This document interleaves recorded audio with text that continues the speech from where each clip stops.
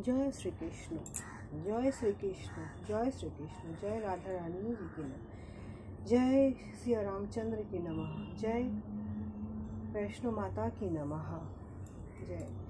आज आमी श्रीमद् भगवद गीतार एकादश अध्याय विश्वरूप दर्शन योग श्लोक 36 पाठ करछि।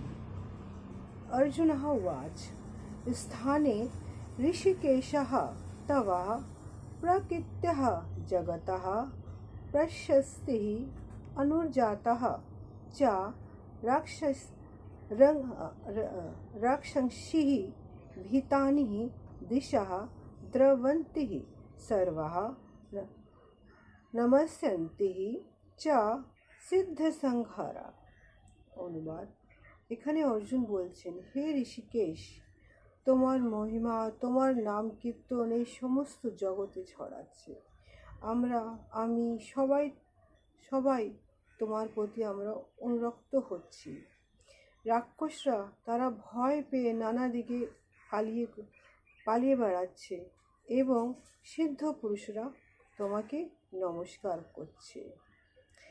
এখানে শ্রীকৃষ্ণ অর্জুন কুরুক্ষেত্রের সেই মাটিতে, সেই মহাভারতের সেই যুদ্ধে তার নিজের যেই রূপটা সে দেখাচ্ছে অর্জুনকে, সেই রূপ দেখে অর্জুন সে নিজে পরোক্ষভাবে সামনে সে স্বীকার করলো, হে ভগবান, তুমি তো ভগবান, তুমি আমার সখা, তুমি যা করছো সব মঙ্গলের জন্যই করছো। আমি আজ বুঝতে পেরেছি, হে কৃষ্ণ, তুমি সমস্ত দেবদেবীর গ্রহলোকের সিদ্ধ মহাত্মা, তুমি সব কিছু, তুমি সবার ঊর্ধ্বে। আজ সমস্ত ব্রহ্মার, সমস্ত দেবদেবী, সমস্ত দেবেরা তোমাকে প্রণাম করছে তোমার এই বিশ্বরূপ দেখে। আর সবাই তো তোমার কাছে নতমস্তক হয়ে রয়েছে। আর যারা ভয় পাচ্ছে, দানবরা, অসুররা, তারা পালিয়ে বেড়াচ্ছে। হে শ্রীকৃষ্ণ, তোমার মহিমা অপরম্পার। তুমি যা করছো, তুমি যা করাচ্ছ, সব আমরা তো করছি ঠাকুর, কিন্তু সব তো তুমিই করাচ্ছ।